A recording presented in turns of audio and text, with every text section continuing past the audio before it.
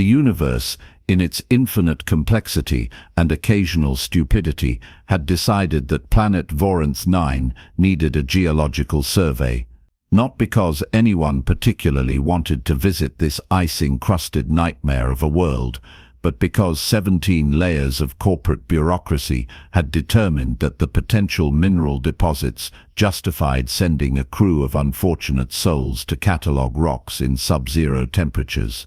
The expedition consisted of 12 individuals representing 7 different species, all of whom were currently regretting their career choices. Voronth 9 sat in the outer reaches of the Kelmar system, a frozen wasteland where the average temperature hovered around -40 degrees, and the wind had a personal vendetta against anything foolish enough to stand upright. The survey camp had been established in what the preliminary scans optimistically called a thermally stable valley, which translated to slightly less likely to kill you immediately. Prefabricated shelters dotted the landscape like metallic mushrooms, connected by insulated walkways that were supposed to protect the crew from the elements. The operative word being supposed. The team included 3 cavalry, whose crystalline biology required precise thermal regulation and made them about as suited for Arctic exploration as a snowman at a beach resort. 2 then-nex engineers, insectoid beings whose metabolism demanded specific nutrients every 6 hours, or they started getting dizzy and philosophical about mortality. 1 Borathian supervisor, whose species evolved on a desert world, and who spent most of their time bundled in so many heating layers they resembled a walking blanket fort. A handful of other species rounded out the crew, each bringing their own unique set of environmental incompatibilities to this frozen party. And then there was the human. Just one. Because apparently corporate budgeting determined that 1 representative of Earth's stubborn primates was sufficient for rock documentation duty. The human had spent the first 2 weeks cheerfully ignoring the cold that had everyone else miserable, wandering around in fewer layers than seemed advisable, and making observations about how the ice formations reminded them of something called skiing, which sounded like recreational insanity. The expedition had been progressing with the smooth efficiency of a square wheel rolling uphill. Equipment malfunctioned in creative ways, the cavalry kept complaining about thermal fluctuations, and the then-nex had already filed 6 formal complaints about the quality of their nutritional supplements. But they were managing. Barely. The key word being were, because the universe wasn't done demonstrating its sense of humor. The storm arrived on day 17 with all the subtlety of a freight train driven by an angry deity. 3 separate alien meteorological prediction systems had analyzed Voronth 9's atmospheric patterns and concluded with statistical confidence that no major weather events would occur during their survey period. The storm looked at those predictions, laughed, and decided to demonstrate why weather forecasting remained an imperfect science even with quantum computing and probability matrices. The wind hit first, screaming across the valley like it had personal grievances to settle. Then came the ice, not falling so much as attacking horizontally, turning the air into a sandblaster loaded with frozen razors. The temperature dropped another 20 degrees in 30 minutes, which was apparently possible when the universe really committed to making everyone miserable. The prefabricated shelters, rated for extreme conditions by manufacturers who had clearly never visited anywhere actually extreme, began making concerning noises. The Borathian supervisor tried coordinating an emergency response, but communication became difficult when shouting over the wind required more lung capacity than most species possessed. The cavalry retreated to the central shelter, their crystalline structures already showing stress fractures from the rapid temperature change. The then-nex attempted to secure equipment, but gave up when one of them nearly got blown into the next valley.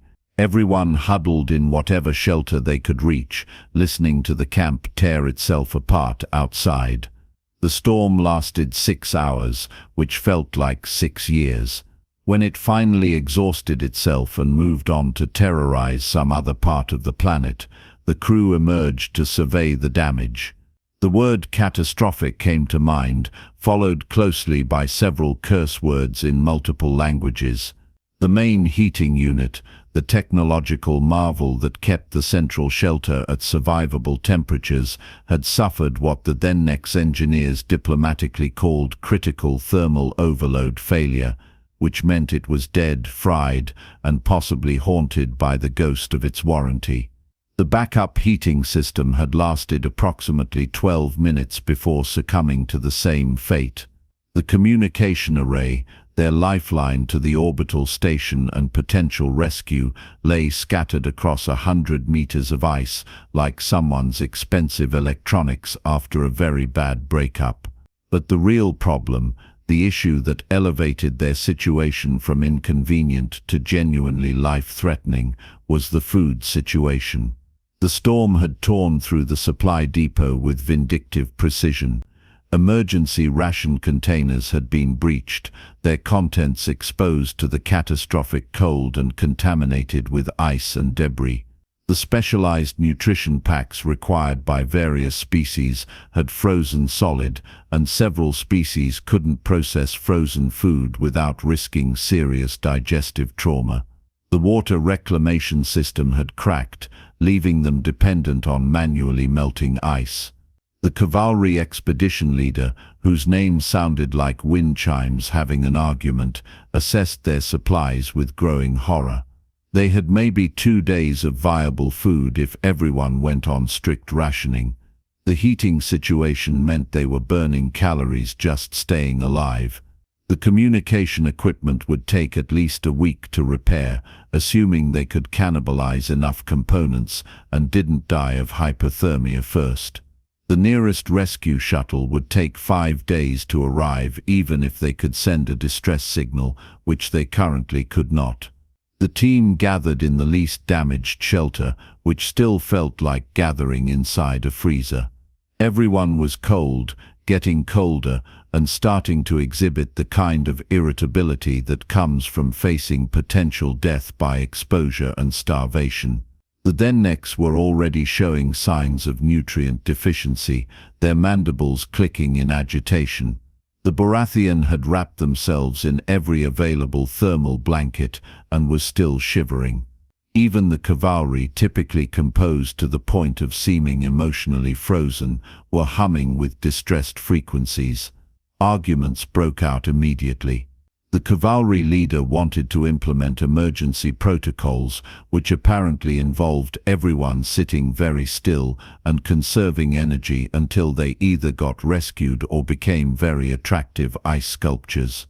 The then-Nex engineers insisted they could repair the communications array if they cannibalized the heating units, which seemed counterproductive to those who preferred not freezing to death. The Baratheons suggested they could burn furniture for warmth, which prompted a debate about which pieces of equipment were least essential to survival. While the aliens engaged in what could generously be called crisis management and more accurately be called panic with a professional veneer, the human was doing something peculiar.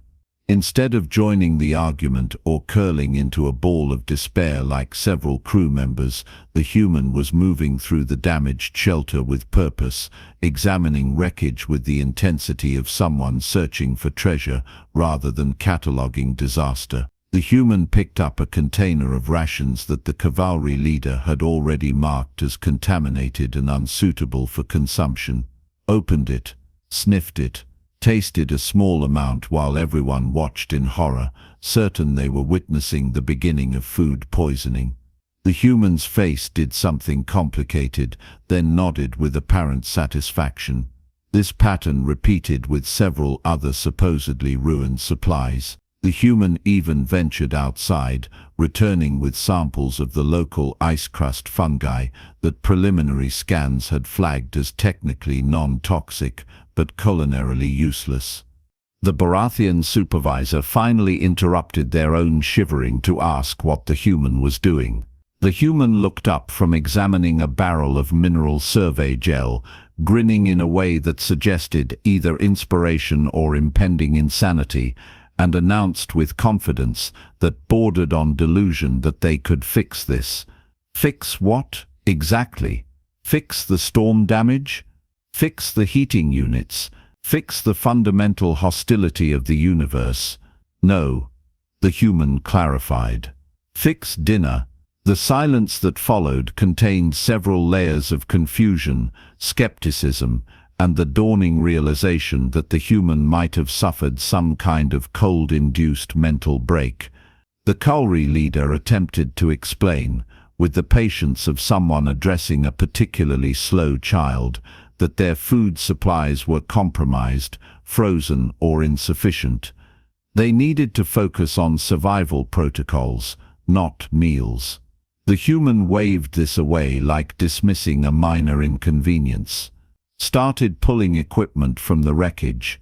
A portable thermal unit meant for soil analysis, salvaged containers, a water distillation tube, that barrel of mineral survey gel, various items that the aliens had already mentally categorized as useless for anything except possibly building a monument to their failure. What followed was a masterclass in human stubbornness meeting crisis with weapons-grade optimism. The human explained, while dragging supplies to the most sheltered corner of the camp, that those contaminated rations, just some freezer burn and ice crystal formation, perfectly edible once properly prepared. The frozen nutrition packs could be broken down and reconstituted with heat and liquid. That barrel of gel, food-grade gelatin base, used specifically because it was non-toxic for equipment that might contact edible samples. The fuel tablets for the emergency beacons, burned clean enough for cooking if you knew what you were doing. The aliens watched this with the fascination typically reserved for observing someone juggle chainsaws while riding a unicycle across a tightrope. The human was either brilliantly adapting to impossible circumstances or about to poison everyone. Possibly both. The human set up an improvised kitchen that would have given health and safety inspectors across multiple species a collective heart attack.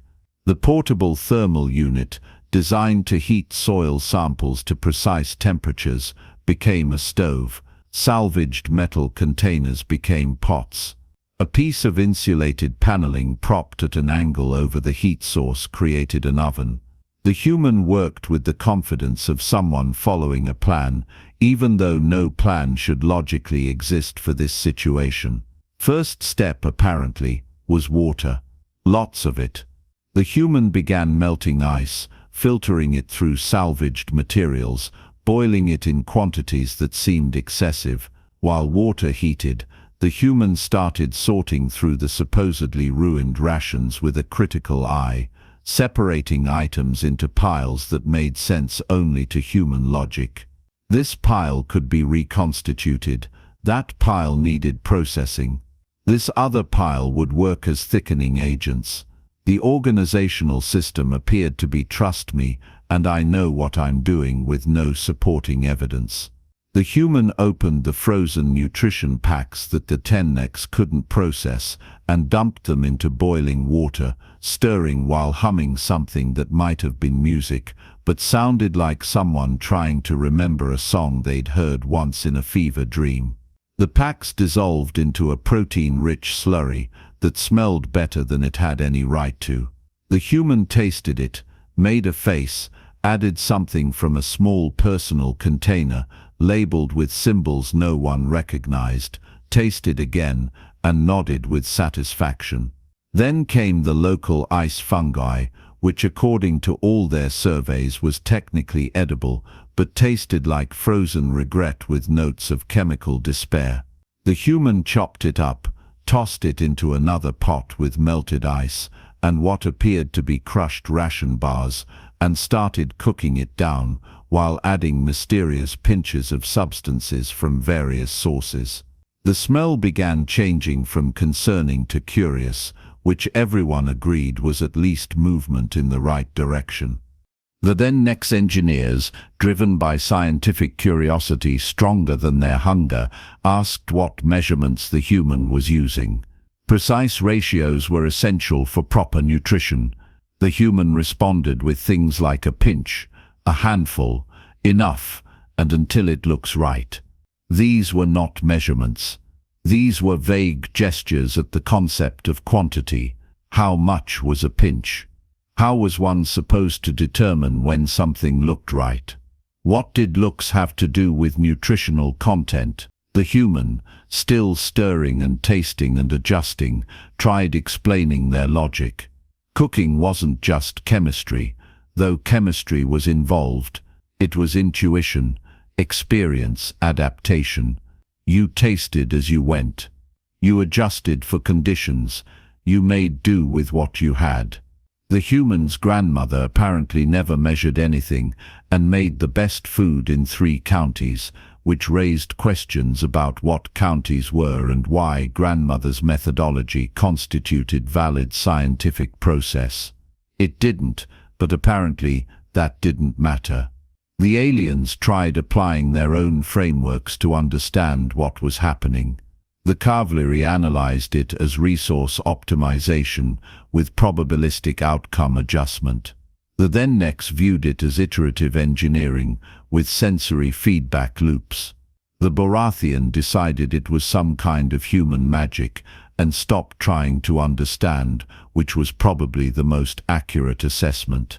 The human added spices from a personal supply, explaining that you never went on an expedition without proper seasonings, because synthesized food was depressing enough without being bland. The concept of carrying non-essential flavor enhancers on a survival mission struck the aliens as typically human, prioritizing experience over efficiency. Though given current circumstances, maybe the humans had a point about quality of life mattering. More dishes emerged from the chaos of the improvised kitchen with assembly line efficiency. The protein slurry became a thick stew, filled with reconstituted vegetables from damaged rations and chunks of the processed ice fungi that no longer tasted like frozen regret. The human produced something called dumplings by mixing different ration types with the gelatin base and dropping spoonfuls into the boiling stew. Bread appeared, somehow, mixed from grain-based rations combined with water and gel, shaped into rounds, and cooked on a heated metal sheet, until it developed a golden crust that made everyone's stomachs growl with traitorous hope. A separate soup emerged for the then-next, their specific nutritional requirements met through combinations that the human had apparently calculated through some mysterious process involving questions about their biology, examination of their standard rations, and a lot of thoughtful humming. The human adjusted salt levels for the Borathians' mineral requirements, modified protein ratios for the cavalry's crystalline metabolism, even managed to create something sweet for species that required higher sugar intake. The most baffling part was the dessert. Somehow, from the wreckage of their supplies and the ruins of their survival prospects, the human had created dessert. Preserved fruit from emergency rations, sweetener from medical supplies, and that versatile gelatin base came together into something that looked deliberately crafted rather than desperately assembled. The human arranged it in salvaged containers with a care that seemed absurd given their circumstances, but somehow made the whole situation feel less like survival and more like civilization. 2 hours after starting, the human stepped back from the improvised kitchen and announced that dinner was ready. The aliens stared at the spread of steaming containers, aromatic liquids, and actual organized food like they were witnessing a physics violation. The human had turned contaminated rations, damaged supplies, inedible local materials, and equipment never meant for cooking into an actual meal. Multiple courses, accommodating different species' needs. while humming and occasionally singing under their breath like this was a normal evening rather than a life-or-death crisis. The cavalry leader approached the food with scientific caution, analyzing it with their sensory apparatus for toxins, improper molecular structures, or signs that this was elaborate food poisoning waiting to happen. The readings came back clean. More than clean. The nutritional profile was actually better balanced than their standard rations. The temperature was optimal for consumption. The molecular structure indicated proper preparation and safety for their biology. The then-next engineers tested their specialized soup with similar skepticism and found it not only safe, but genuinely appealing to their sensory palates. The protein chains were proper lengths. The mineral content matched their requirements. The temperature and consistency allowed easy consumption and digestion. One of them clicked their mandibles in surprised approval and immediately felt embarrassed about showing enthusiasm. The Baratheon supervisor, still wrapped in thermal blankets, but now motivated by smells that pierced through cold-induced misery, tried the stew. Then had another spoonful. Then several more spoonfuls, while making sounds that indicated the first genuine comfort they'd experienced since arriving on this frozen hellscape. The warmth spread from their core outward, fighting back the cold that had settled into their bones. The richness of the food provided calories their struggling metabolism desperately needed. One by one, the crew gathered around the improvised feast. The humans served portions adjusted for each species, somehow knowing without asking who needed more protein, who required specific minerals, who had smaller or larger appetites. The human moved between crew members with ease, offering seconds, adjusting seasonings from their personal supply, ensuring everyone had what they needed. Something remarkable happened as they ate. The miserable silence that had dominated since the storm gave way to actual conversation. The cavalry stopped humming distress frequencies and started discussing the surprisingly pleasant texture of the bread. The then-next debated the flavor profile of their soup with genuine interest rather than complaint. The Baratheon made a joke about finally understanding why humans were so attached to their cultural food traditions, and several crew members actually laughed. The meal became communal in a way their previous ration consumption had never achieved. Eating synthesized nutrition packs in isolation was refueling. This was different. This was sharing. The human kept moving between groups, refilling containers, answering questions about ingredients and preparation, telling stories about something called potlucks and family dinners that sounded chaotic and warm. The shelter Kelmar as the physical warmth from hot food raising everyone's core temperature. Part was the calories providing energy their bodies needed to generate heat. But part of it, the aliens were starting to realize, was something less tangible, the act of eating together, of sharing food that someone had prepared with care despite impossible circumstances, created a psychological warmth that the heating units had never provided. The human finally sat down with their own portion, smaller than what they'd served everyone else, and ate while fielding questions about cooking techniques, ingredient substitutions, and whether humans really did this regularly even when not facing survival situations. Yes, the human confirmed, humans cooked all the time. For pleasure, for social bonding, for the simple satisfaction of turning raw ingredients into something delicious. The aliens processed this information and decided humans were simultaneously impractical and onto something profound. The dessert appeared after everyone had finished their main portions, and the crew's reaction ranged from surprise to delight. The fact that someone had bothered to create something sweet and pleasant in the middle of a crisis struck them as quintessentially human, stupid and wonderful in equal measure. The cavalry leader, crystalline structure now stabilized with proper nutrition and warmth, formally thanked the human and admitted that perhaps cooking was more sophisticated than they'd initially assumed. As the meal wound down, the crew found themselves genuinely optimistic about survival for the first time since the storm. They had food now, properly prepared and sustainable for several days. The human had identified enough salvageable supplies and local materials to keep them fed until rescue arrived. The warmth from the meal had stabilized everyone's body temperature and improved morale dramatically. They could focus on repairing communications and shelter without the distraction of imminent starvation and hypothermia. The human was already planning breakfast, sorting through remaining supplies with the same confident efficiency, making notes about ratios and combinations. When asked how they knew all this, how they'd learned to transform disaster into sustenance, the human shrugged and mentioned something about growing up in a place where making do with what you had was normal, where cooking was taught as basic survival skill along with reading and mathematics. That night, the crew slept warmer and fuller than they had since arriving on Voronth 9. The human took first watch, keeping the improvised stove running at low heat for warmth, occasionally checking on crew members to ensure everyone was comfortable.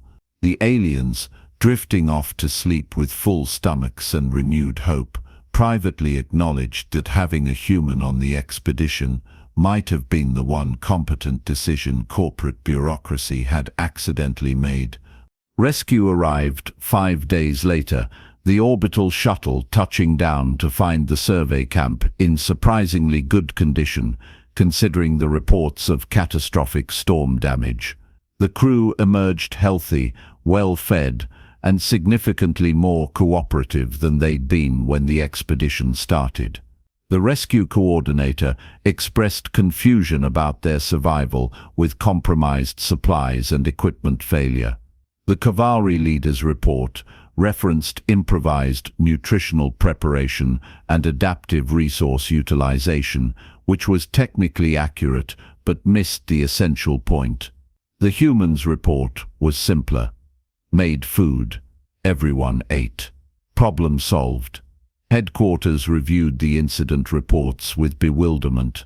According to their analysis, the crew should have been in critical condition by the time rescue arrived, potentially suffering from malnutrition, hypothermia, and the psychological stress of survival situations. Instead, they'd apparently been having regular meals and maintaining morale through communal dining. The phrase improvised cooking appeared multiple times in reports, treated as some kind of emergency protocol rather than what it actually was, a human making dinner because people were hungry. The expedition returned to civilization with stories about the storm, the damage, and the human who'd kept them alive with nothing but salvaged supplies, and stubborn refusal to accept that disaster meant they had to eat poorly. The human became briefly famous in survey circles, getting asked about techniques and recipes at conferences and training sessions, always seeming vaguely confused about why everyone thought cooking was remarkable rather than just normal. The galaxy had mastered faster-than-light travel, could manipulate matter at quantum levels, had mapped millions of star systems, and catalogued countless species. They could predict stellar evolution, engineer artificial gravity, and communicate instantaneously across light years. But they still couldn't quite figure out what humans understood instinctively, that sometimes the most advanced technology in the universe was knowing how to turn scraps into sustenance, strangers into companions, and a disaster into a dinner party. The equation for faster-than-light travel was complex but solvable. The recipe for making people feel at home in the middle of nowhere remained mysteriously human, probably involved a pinch of something, and definitely couldn't be replicated by even the most sophisticated food synthesizer. And perhaps that was the real difference. The aliens had conquered space. The humans had figured out how to make it feel less empty.